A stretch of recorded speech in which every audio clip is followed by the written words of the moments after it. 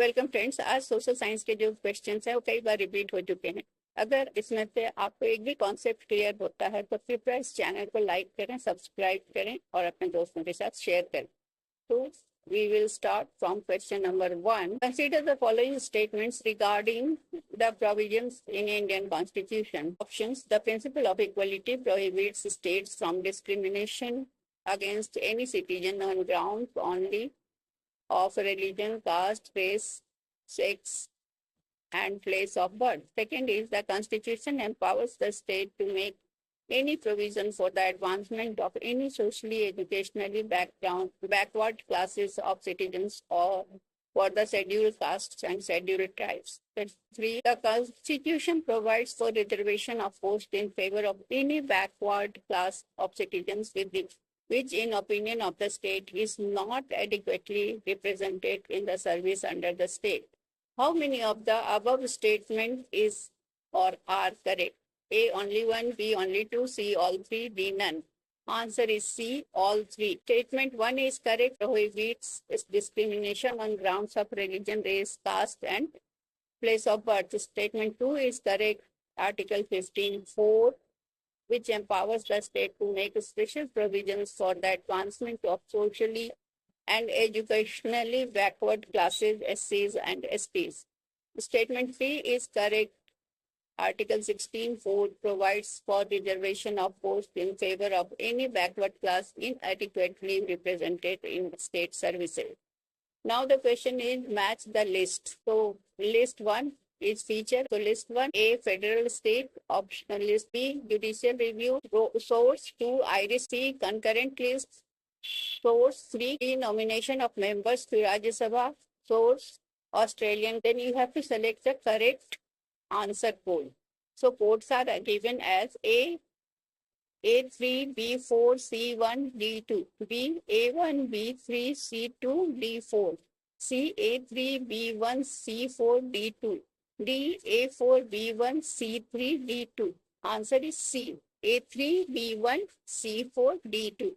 The federal scheme, division of power, is derived from Government of India Act 1935. Judicial review was borrowed from US Constitution. The concurrent list was taken from Australian Constitution. The provision for nomination of members to Rajya Sabha was borrowed from Irish Constitution. So you are getting so many answers. Question number 3. Consider the following statements. All republics are democratic in nature. B, all democracies are republics. C, India is a democratic republic. How many of the above statements are correct? A, only one; B, only two; C, all three; D, none.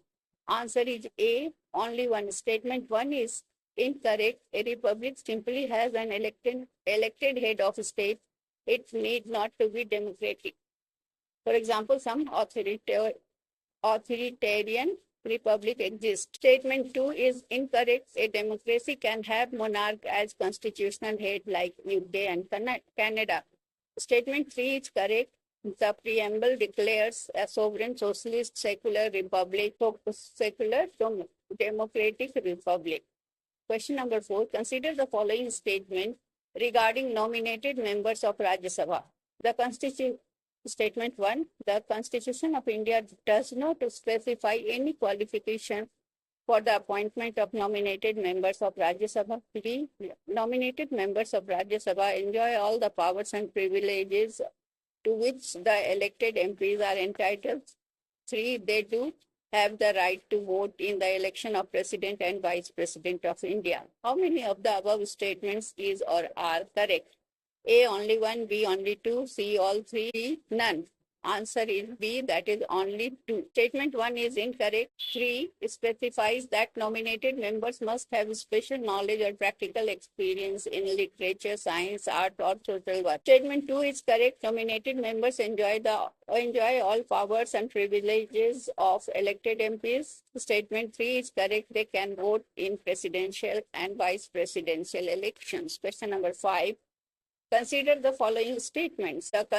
1. The Constitution of India guarantees freedom to carry out any occupation, trade, business with reasonable restrictions in the interest of general public. Statement 2, the Constitution was amended to allow reservation in private educational institutions and private sector jobs for socially and educationally backward classes and scheduled castes and scheduled tribes. 3. In Indra Swamy case in 1992, Supreme Court capped reservations in public service at 50% with exceptions in extraordinary situations. So how many of the above statements is or are correct? A, only one, B, only two, C, all three, and D, none. Answer is C, all three. Statement 1 is correct. Article 19(1)(g) guarantees that this right with reasonable restrictions under Article 19(6). Statement 2 is correct. Under 93rd Amendment 2005 and subsequent provisions enabled reservations in private educational institutions. The statement 3 is correct. The Supreme Court in Indra Sahni case versus Union of India 1992 capped reservations at 50% with exceptional circumstances allowed. Now questions from Indian geography. The Salal hydroelectric power project is built on which river? A, Satluj, B, Chenab, C, Ravi, D, Vyas. Answer is B, Chenab. The Salal project, also known as Salal Hydroelectric Power Station, is a run-of-the-river power project on Chenab River in Riyasi district of Jammu and Kashmir. Question number 7. The whole of India south of Himalayas can be climatically treated as a tropical country primarily because A, the Tropic of Cancer passes through India. B, the Himalayas block cold air masses from China from Central Asia. C, India is surrounded by oceans on three sides. D, the monsoon brings heavy rainfall. Answer is B, the Himalaya block cold air masses from Central Asia.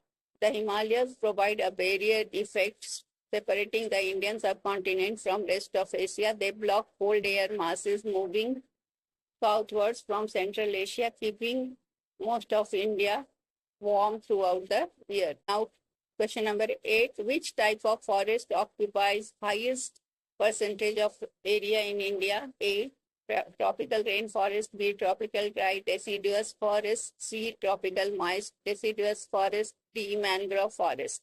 Answer is C, tropical moist deciduous forests. Tropical moist deciduous forests occupy the highest percentage of forest area in India. These forests are found in areas receiving rainfall between 100 to 200 cm and are characterized by trees that shed their leaves during the dry season. Question number 9. Which of the following state is India's largest bauxite producer? A, Odisha. B, Gujarat. C, Jharkhand. D, Maharashtra. Answer is A, Odisha. Odisha is India's largest producer of bauxite, accounting for more than half of the country's total production. The major bauxite deposits are found in Kalahandi, Koraput, and Sundargarh. Question number 10. Which of the following is not a petrochemical center in India? A, Jamnagar. B, Hazira. C, Visakhapatnam. D, Surat. Answer is C, Visakhapatnam. Jamnagar is India's largest petrochemical and refining hub. Hazira in Gujarat and Surat in Gujarat are major petrochemical centers. Visakhapatnam is primarily a major port and industrial city, but is not classified as major petrochemical center. Now, questions from Indian economics. Consider the following statement regarding the goods and services tax GST regime in India. A, it is destination-based tax, meaning the tax revenue accrues to a state where the consumption of the goods or services occur. B, the Constitution's 101st Amendment Act 2016 provides the legal framework for the implementation of GST. C, under dual GST model, rate of a specific good is solely determined by GST Council without the need for legislative approval. How many of the above statements are correct? A, only one. B, only two. C, all three. D, none. Answer is only two. Statement 1 is correct. GST is destination-based tax is levied at the point of consumption. Statement 2 is correct. The 101st Amendment Act 2016 provides the constitutional framework Statement 3 is incorrect. While GST Council recommends rates, they are given effect through legislation passed by Parliament and state legislation. The second 5-year plan in India was based on which model? A. Harrod-Domar model, B. Mahalanobis model, C. Nehru Mahalanobis model, B. Keynesian model. Answer is B. Mahalanobis model. Second 5-year plan 1956-1961 was based on Mahalanobis model developed by statistician P.C. Mahalanobis. The model emphasized rapid industrialization with focus on heavy industries and capital goods, laying the foundation of India's industrial base. Question number 13. India's economy is classified as A. Capitalistic economy, B. Socialist economy, C. Mixed economy, D. Command economy. Answer is C. Mixed economy. Indian economy is mixed economy because both private and public sectors coexist. Both work under the general guidance of economic planning. The public sector operates in strategic areas while private sector operates in the other areas with appropriate regulation.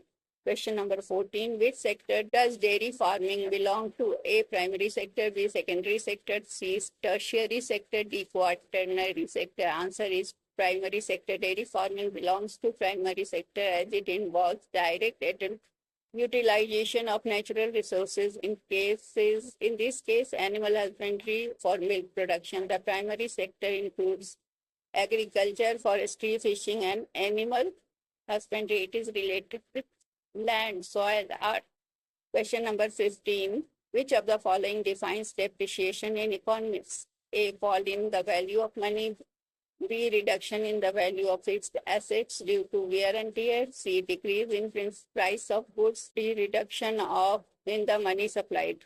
Answer is B. Reduction in the value of fixed assets due to wear and tear. Depreciation refers to the reduction in the value of fixed assets like machinery, building, equipment over time due to wear and tear, uses and obsolescence. It is non-cash expense recognized in accounting to allocate costs of asset over its useful. And next question 16. The concept of directive principle of state policy in the Indian Constitution is borrowed from the Constitution of A. USA, B. UK, C. Ireland, D. Canada. Answer is C. Ireland. The directive principles of state policy (DPSP) has been borrowed from Irish Constitution. These principles are guidelines for the state to promote welfare of people, establishing social and economic justice.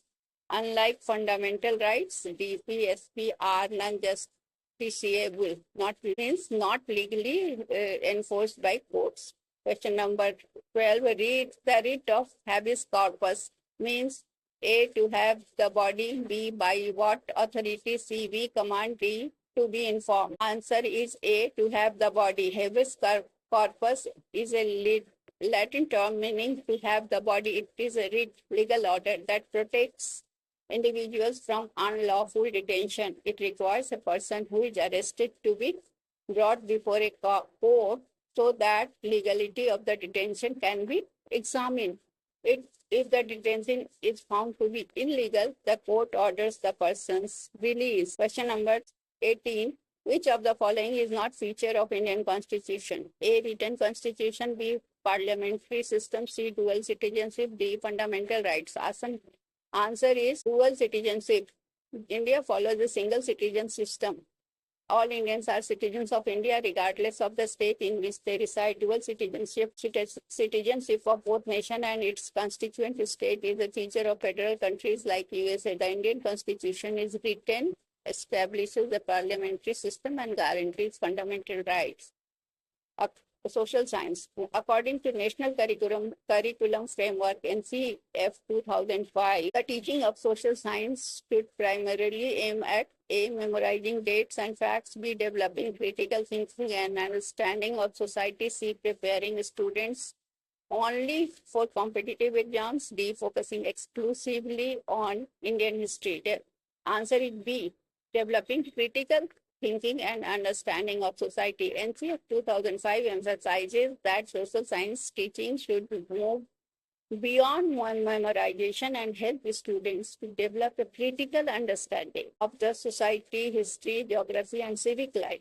The goal is to enable students to understand social realities, think independently, and participate meaningfully in a democratic society, which is lacking these days.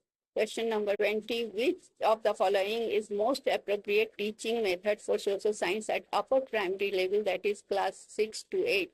A. Lecture method only. B. Project-based and inquiry-based learning. C. Dictating notes from textbooks. D. Only using multiple choice questions for assessment. Answer is B. Project-based and inquiry-based learning. At the upper primary level, students are capable of abstract thinking and inquiry. Project-based and inquiry-based learning encourage active participation, research skills, and real-world connections, making social science meaningful and engaging. Lecture only or note dictation method are passive and do not develop critical thinking, which is the core aim of social science pedagogy as per NCF 2005. So that's all for today. Thank you. Please like, share, and subscribe.